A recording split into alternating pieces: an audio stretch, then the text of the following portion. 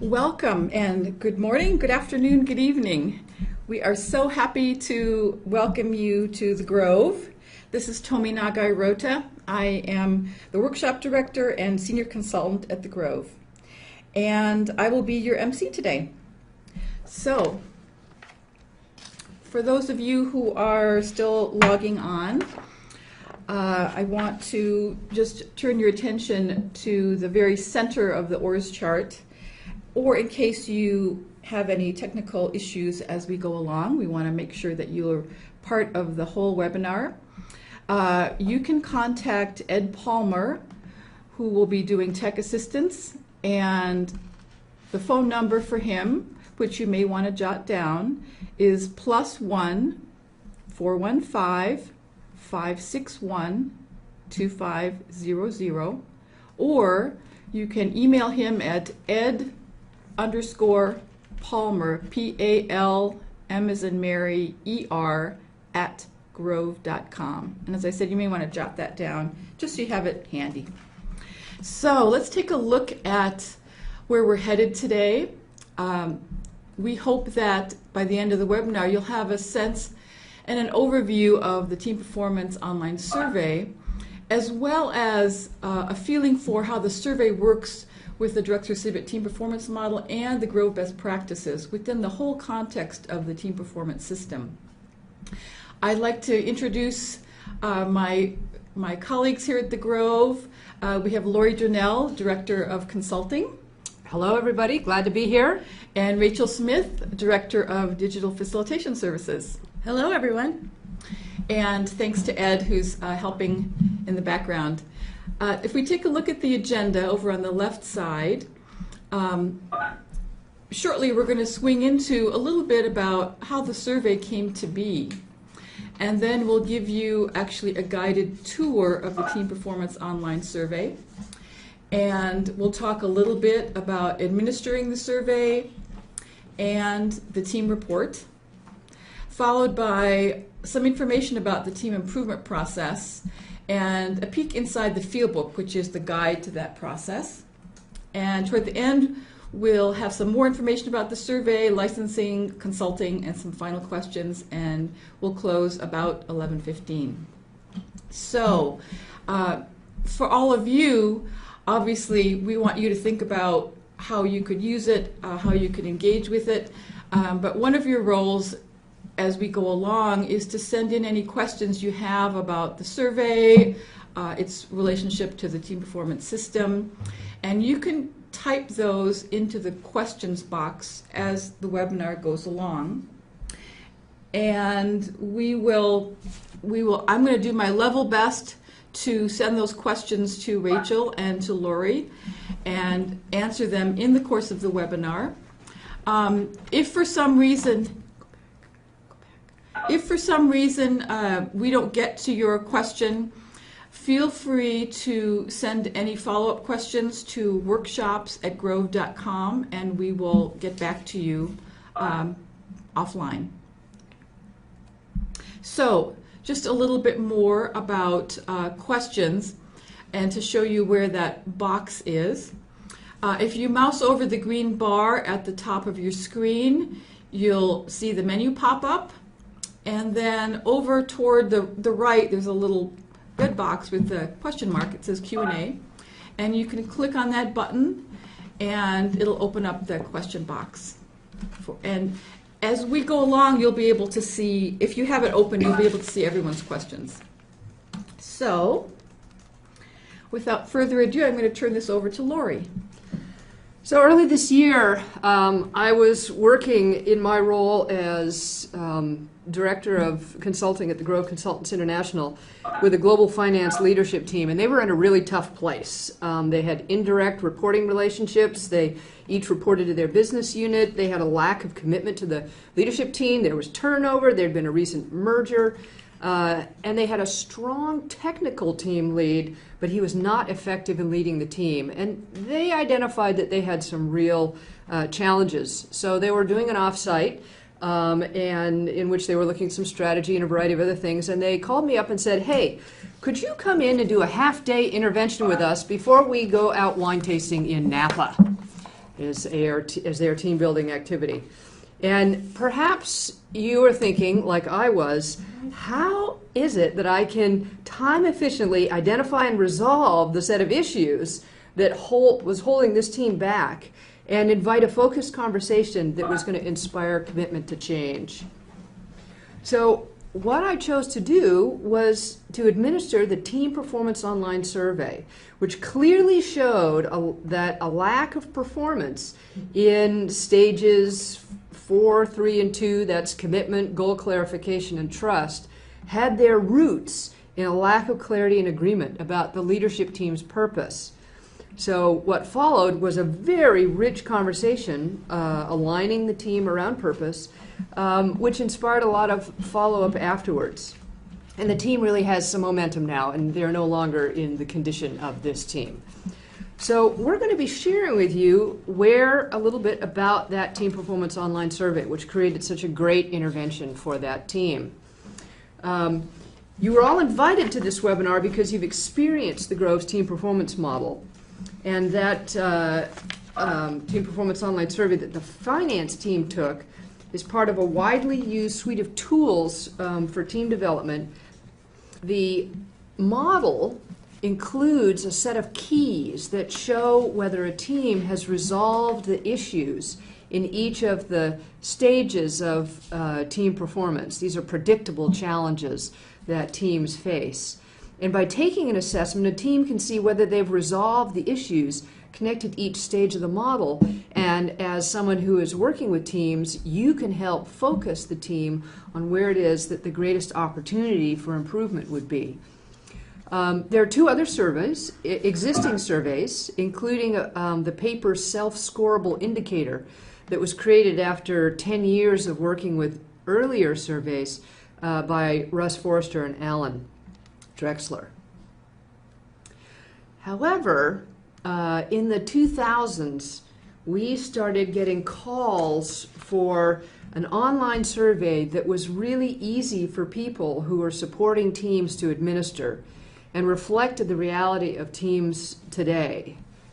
So a lot of the teams that we work with they're distributed, they're time constrained, they're global, so you've got multiple cultures, and the language in a survey needs to be understandable by people who speak anything from Japanese to French to Californian English and New York English even. So we created a survey in collaboration with many of our clients, especially Nike, and we tested it out with our international partner, Strandguard, to make sure that the set of questions was going to work across cultures. So the result is the Team Performance Online Survey, and Rachel's going to take you on a tour. Hello, this is Rachel Smith, and I am going to show you what the survey looks like. So excuse the changing of the set back here for a minute while I pull it up. In a moment, you should see the opening screen for the Team Performance Online Survey, and this is where a user would log in. I'm going to log in as myself and walk you through a few of the different features of the survey. First, I'm going to show you what it looks like from the point of view of a team member who is taking the survey, and then I'll show you a little bit about what it looks like from behind the scenes for someone who is setting up a survey for a team. So if you have an account, you can simply log in with it here. And what you'll see is a page that lists the teams that you're on and the actions that you can take with those teams. So what you can see here is that I'm on 4 different teams for this company, the Grove Consultants International. And if you look at the actions column for each of these different teams, you can see what I can do. Now, most people will be on one team, but sometimes people might be on more than one team. So this is just an example of what it would look like if you're on multiple teams. So for the first team, I can start a new survey that I haven't seen yet. That's why there's a star. The second team, I've started the survey, but I haven't finished it, so I could continue it. And the third and fourth team, I've taken the survey already, but I can go in and see what the responses were that I made. So I'm going to show you what it looks like for a team member starting a survey for the first time. I'm just going to click here on Start Survey. And the survey screen will come up with some instructions and some information about when the survey was launched, what the team name is, and when the survey will close. The instructions essentially tell me a little bit about the survey so that I understand it as a team member, and a little bit about how I should respond to the statements, how I should score them. So it's a scale from strongly disagree to strongly agree, and I just select whichever one is appropriate for me. It also tells me who the team leader is for this team, and this is a sample team that I set up for this exercise, so I'm actually the team leader. That would not normally be the case, but it is for this one. So when I'm ready to take the survey, I just begin the survey with the button over here. And I'm not going to read you every statement in the survey, but I'll show you a few on the first page, and then we'll go through and you can see how it looks when you complete a survey. But the statements are things like, the purpose of our team is clear to me. We have a clear set of goals. We get plenty of positive feedback from our team leader. It also has some statements that have a slightly different wording so that you really, the team members really think about the answers and they don't just answer the same thing all down the line. So for example, you have statement 5, our team doesn't receive the recognition it deserves, or our team leader doesn't seem clear about what our team must do. And the idea is that each team member would simply respond with whichever of these ratings corresponds to their feelings about that statement. So if I feel that the purpose of the team is clear to me, then I would strongly agree, or if I'm not sure, I would choose that. If I don't feel like the purpose of the team is clear to me, I could disagree or strongly disagree. And all you do is click in the little bubbles, just like filling out any other web form. And I'll fill out this page and then show you what it looks like when they go on. I didn't do that very thoughtfully, but hopefully whoever's taking the survey actually would. And then you click the next button and it saves those responses and takes you on to the next page. And as you can see, the statements are broken down into small groups so that it's not overwhelming. There are 2 forms of the survey, and one of them has twice as many statements as the other, and so it can be a lot to take in at once. So they're broken down into individual pages so that you can take your time going through it. So that's what it looks like when you take the survey. And if I wanted to finish it, I could just keep answering and walk my way through it. I'm going to save and continue later. And now you can see that the status for this action has changed from Start Survey to Continue Survey, so I could go and do that later. And essentially that's what it looks like for a team member. When the team member completes a survey, the responses are emailed to them so they have a record of that. But then they can also log in and view their own responses. So here you see a list of all the statements for the particular survey that I took. And on the right you can see the responses that I chose. So here's the list. This was the short survey, so it has 25 statements. And you can see all the different responses that I selected. Now the last statement on the survey is a little bit different from the other ones. That would be number 25 on this survey. And it's a question about the interdependence of the team, which Lori will talk about a little bit later. But I just wanted to point out that it's a different scale from the others. It's a 1 to 10 rating scale rather than strongly disagree to strongly agree. And Lori will tell you more about that. So let me show you a little bit about what it looks like from the other end if you are setting up a team. So I'm going to change my company here. And you can see here that for this company, which is the Grove Consultants, I have many more options on the screen because for this company, I'm also a survey administrator. So I can launch surveys with the Launch New Survey button for the teams. I can administer a team by clicking on the team name if I need to add members or anything like that. I can view surveys that have been started. I can take surveys if there are surveys that it's appropriate for me to take. And I can also look at the different reports for the surveys. As part of your attendance of the webinar here today, or your registration for the webinar, we've set up a sample team, which is this one, TP Webinar 51413. And I will launch a survey for this team, and then you'll be able to take the survey yourselves to see what it looks like from the point of view of a team member. So the data will be pretty random because it's not a real team, but you'll be able to fill out the survey, and then you'll be able to go back in and look at the report so that you can kind of explore through that and see what it looks like a little bit too. So let me show you when you launch a survey what happens. So I click the Launch New Survey button, and the team has already been created. I've already entered in the email addresses of all the registrants. So I just need to select the start date for the survey, and I'm going to select today's date. And then the conclusion of the survey, I can either choose a specific date or I can close it when all members complete the survey. And we recommend that you use this first option so that you don't have to go back in and open the survey again later. I can choose the short or the long survey, so for this one I'll choose the short. And Lori's going to talk a little bit about the differences between the two surveys. Which I'll do right now. Oh, great. Yeah, the short survey is great if you've got a team where you have a short period of time for a conversation about the answers and you just want to get them focused and get started. The long survey is more appropriate for a team where the level of interdependence is really high and the team is very invested in enhancing their performance and feels that there's going to be really some value and some return on investment for their time to both take a longer survey, which really even the longer one only takes about 20-25 minutes or so, and spend the time to be thoughtful with each other about the responses. Thank you.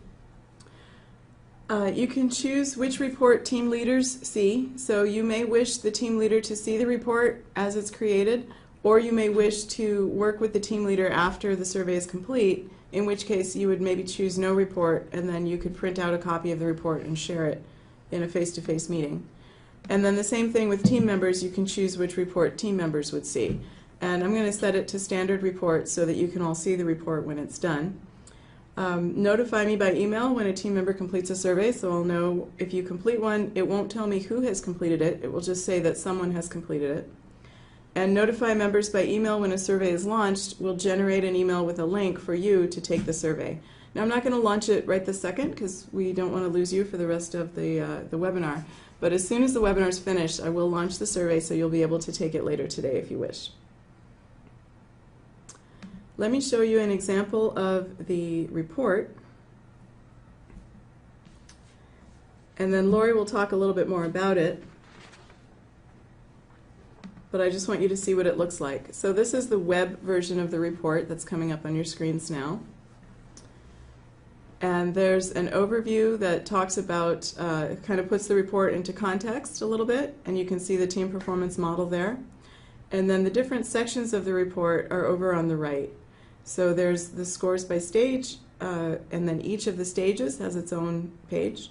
There's a page for interdependence, and there's a page for leadership. And you can also download a PDF version of the report.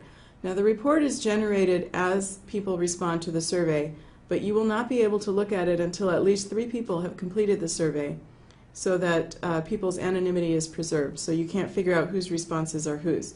But once 3 people have completed the survey, then you can start coming in here and looking at the results in real time. And each time you come back, they'll be different if someone else has taken it. So you can see up here, it'll tell me 10 of 12 team members have responded.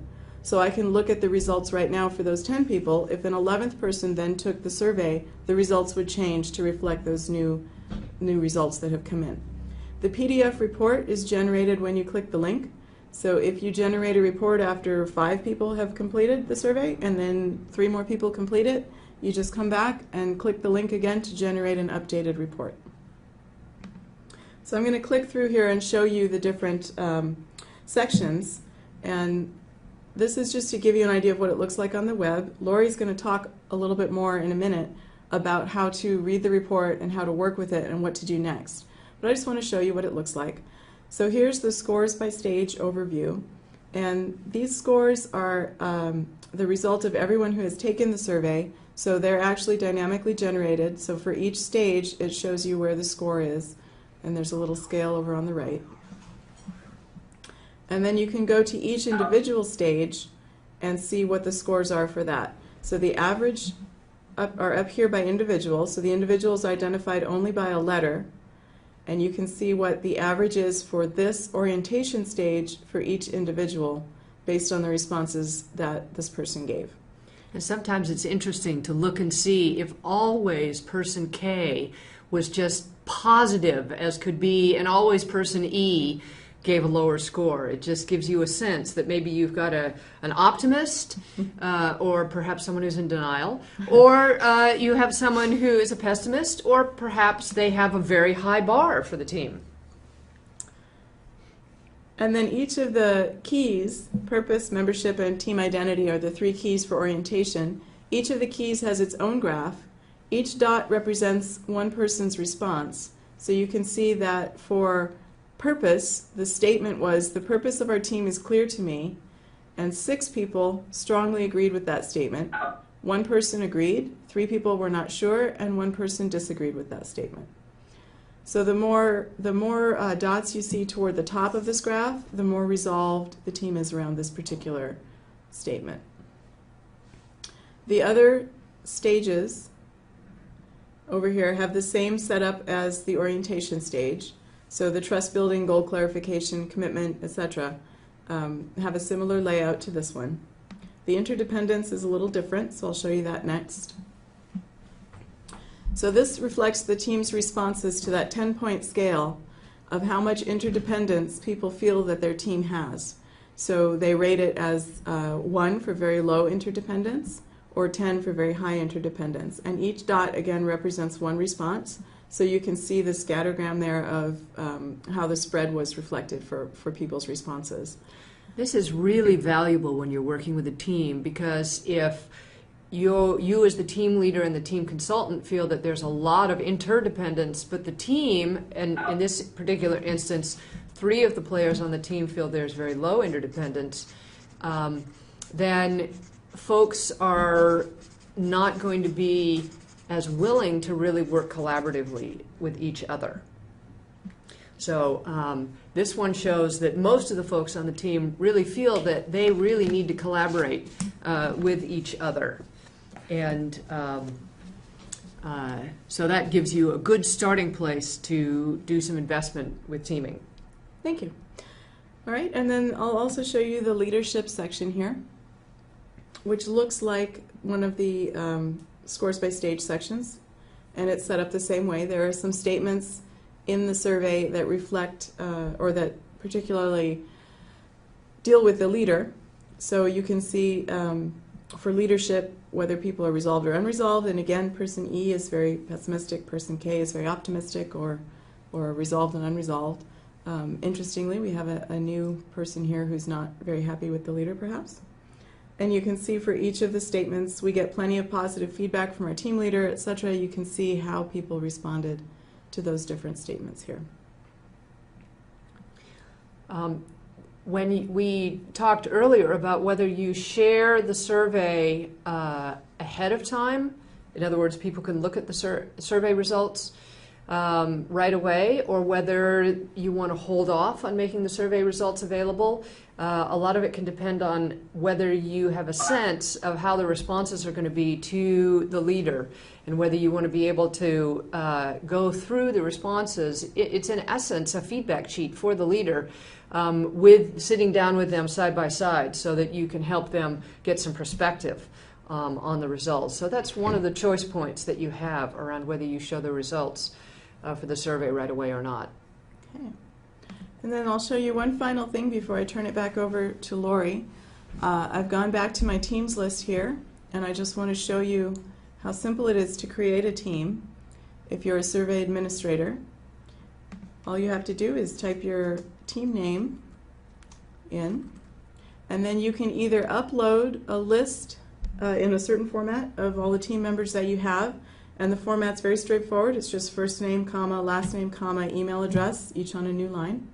So you can upload that file, or you can type people's information down in here. So if I wanted to add myself, I would just type in my own information here. And you wouldn't usually add yourself because you're automatically added, but you get the idea. And then I could add Lori onto my team as well.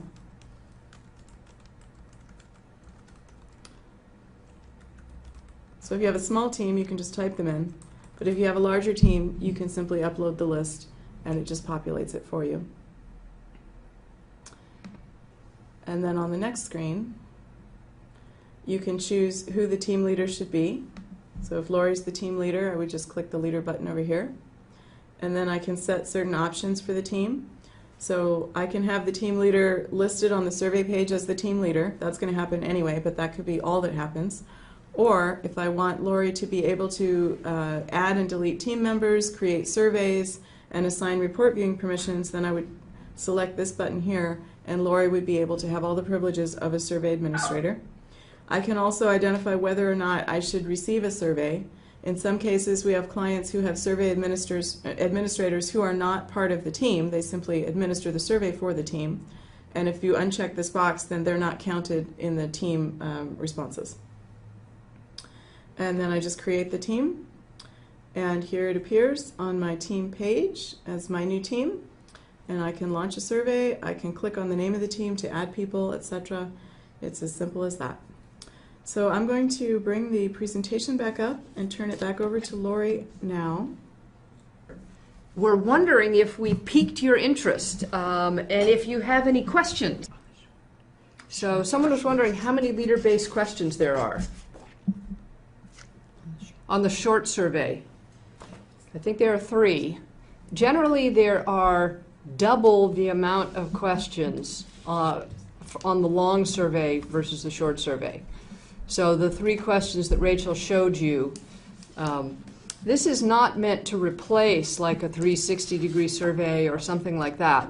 But it does give an opportunity because in our experience, a lot of time, the dynamic on a team is really influenced by how effective the leader is at leading the team or how ineffective the leader is at leading the team.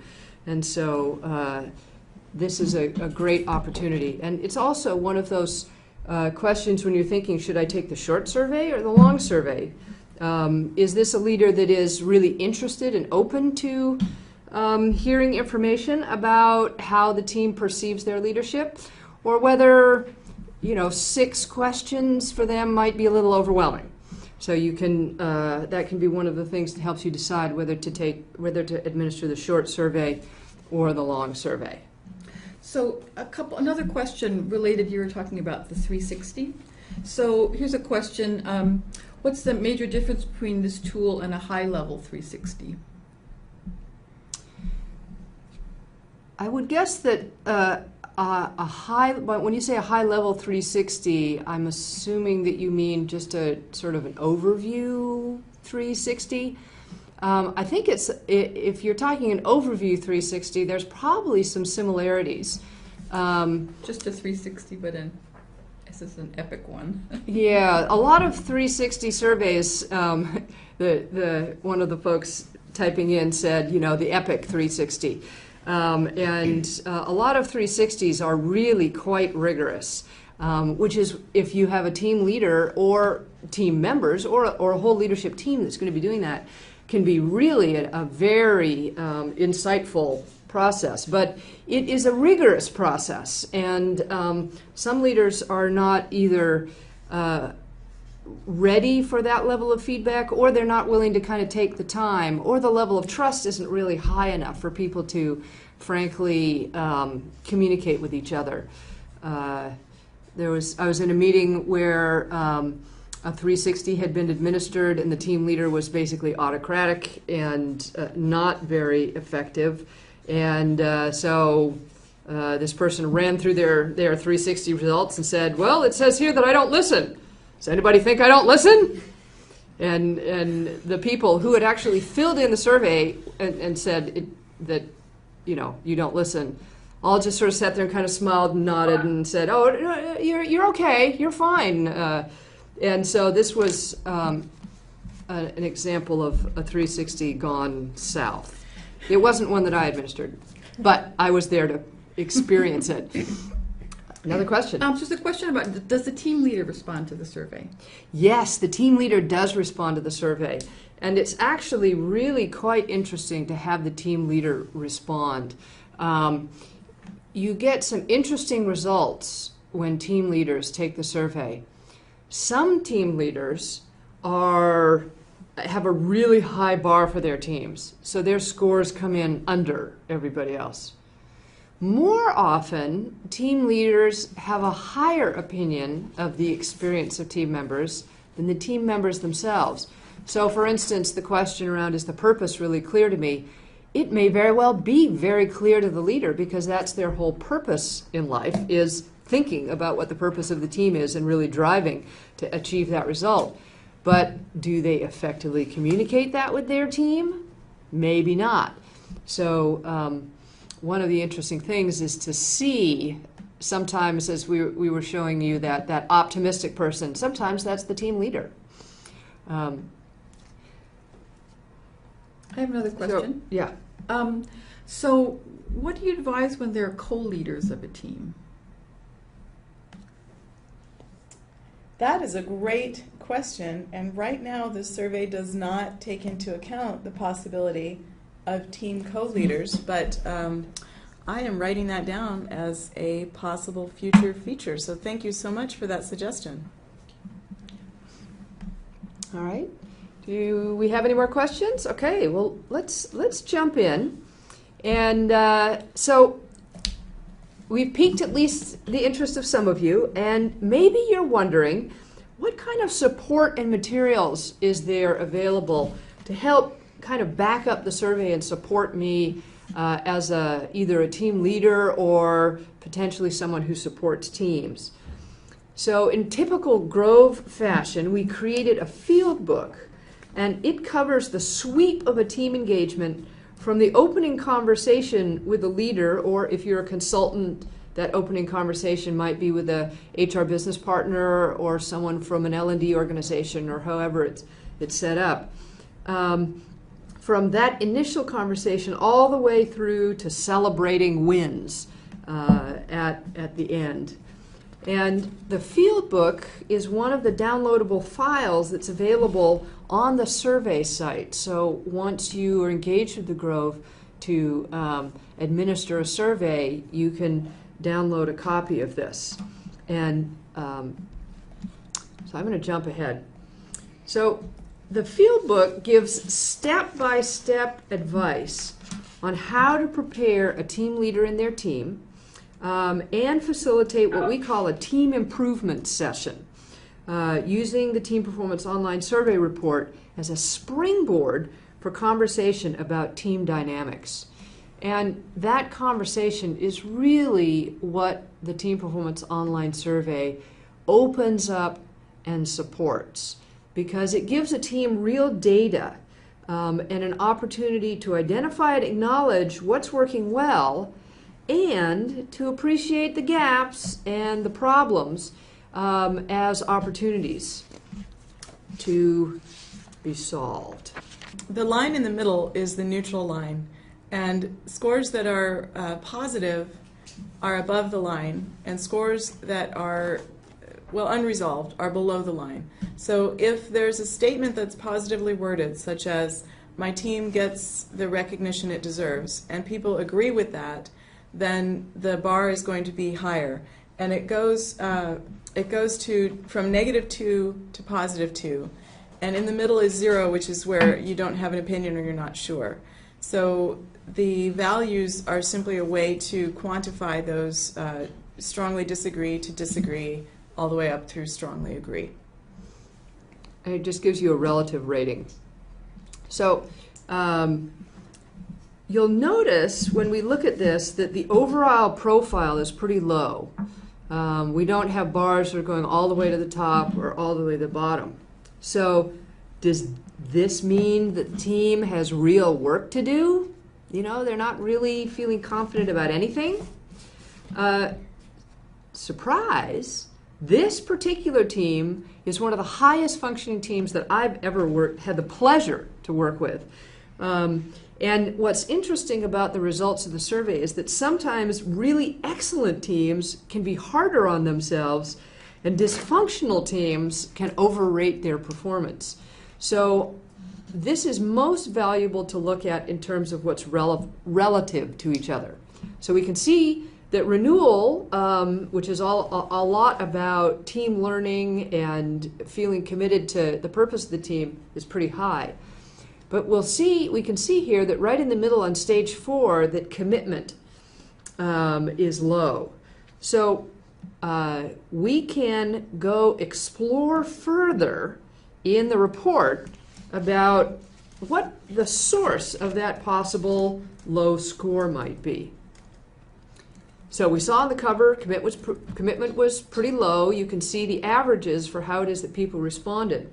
And as you just glance here, the commitment is composed of identified roles, allocated resources, and decisions made. If we look in the center at allocated resources, you can see that we're trying to do too much with the resources we have.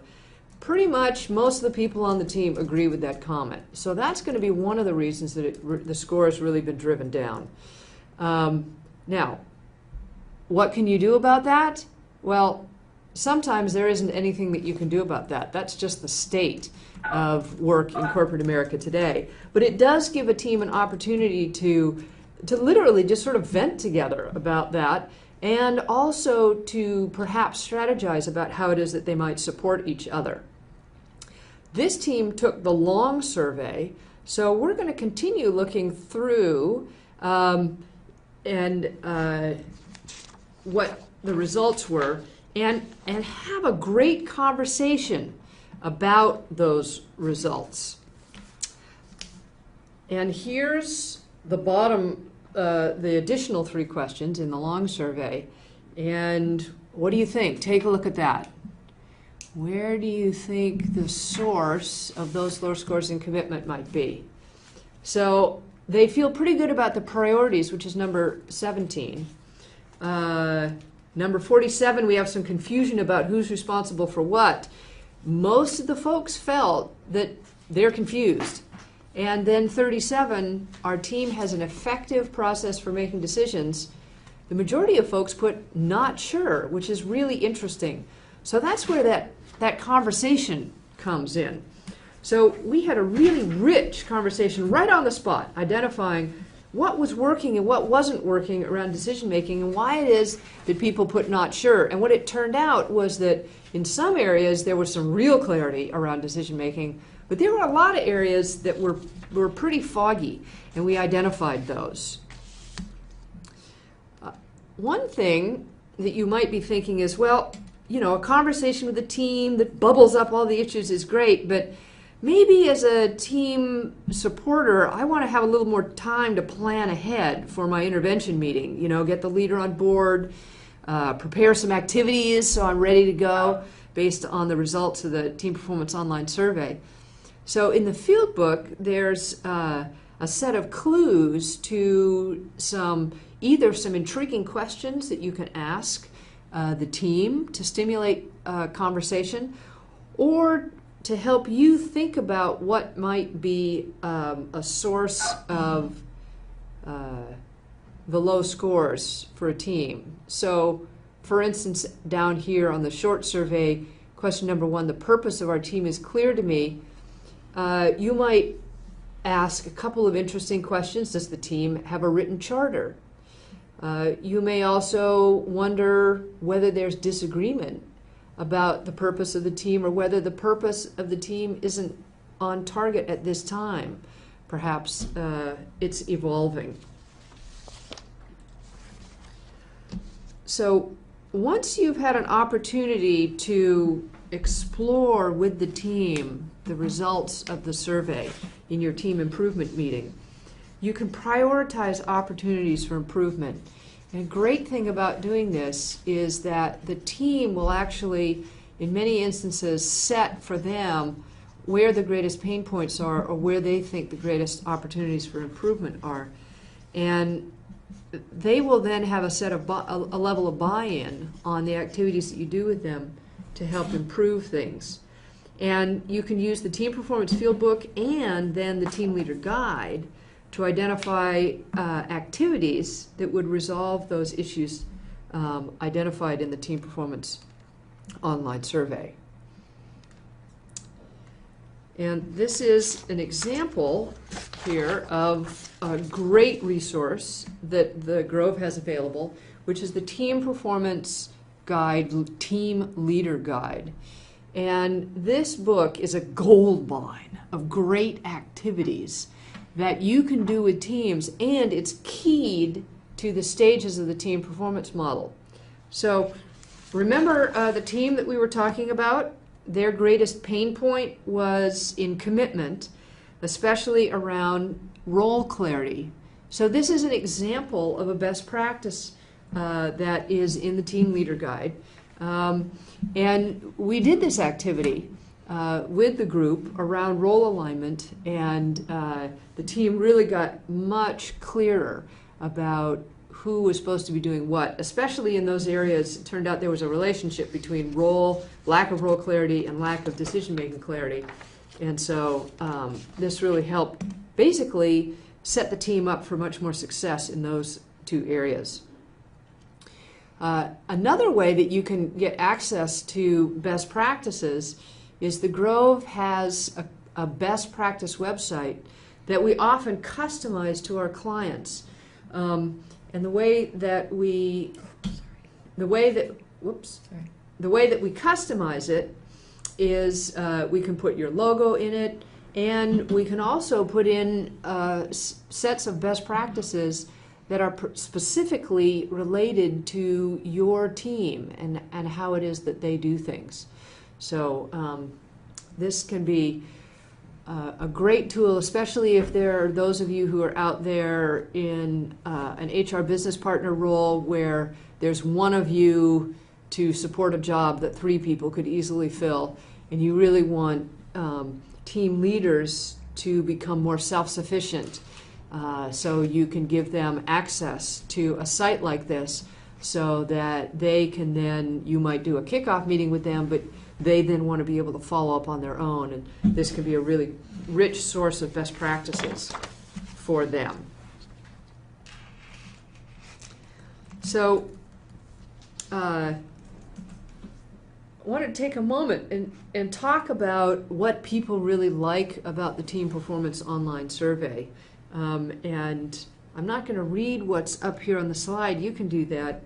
But I'll read what it is one of the folks who took the survey said to us. They said, "The session I ran went great, and the leadership team responded well to using the survey as a basis for our discussion. I think they came in with a preconceived idea of where some of the pain was for the team, and it was nice to see how those issues were surfaced in a safe way in the context of the tool, while at the same time also shining the light on some unexpected opportunities. At the end, we walked away with a very targeted action plan. No doubt it will raise the work of the team to the next level."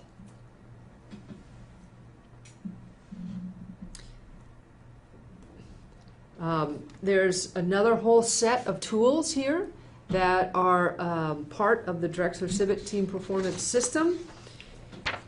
Drexler Civic Forrester Team Performance System. We've been talking in this webinar about the assessment, but we also have public trainings if you want to learn more. There are consulting services, so you're thinking, yes, I've got a team that could really use this, but I'd really like to collaborate with someone on before I dive in and use it myself. And there's also a set of do-it-yourself tools.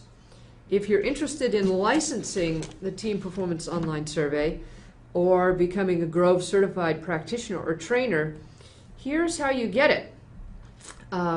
So we're currently structuring licensing arrangements with organizations based on the number of users. And if you're interested in doing that, you can get in touch with us, and the email. Oh, workshops@grove.com. Great. Mm-hmm. And then you can also connect with us about consulting engagements to support you about using the tool. And we can, if you, some of you have questions about pricing, you can write us at workshops@grove.com and we'll follow up with you directly. It is possible to try it out on a one-time basis with your team, and that would be on a per person cost basis. And obviously the licensing depends on, as the screen says, number of users and number of teams. So, and as Rachel said, you get to try out the survey. So an email inviting you to take the survey is going to be on its way after the webinar. And this is an opportunity if there are any final questions. All right. So I wanted to thank you very much for attending the workshop. And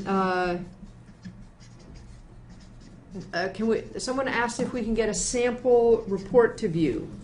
That will be after you've taken the survey, and after those of us on the call here have taken the survey, you will be able to go in and look at the report that's generated.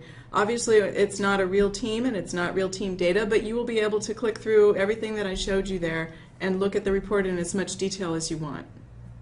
And we're going to be staying on a little bit longer, so if you need to go, we're going to close, and thank you so much for joining us at the Grove. And if you have any other questions, we'll stay online, we'll be on the phone, you can type any questions in that you have, and we'd be happy to answer them. Or, as you can see, you could call us at the number on the screen, 415-561-2500, or you could email us any questions today or later on, workshops@grove.com.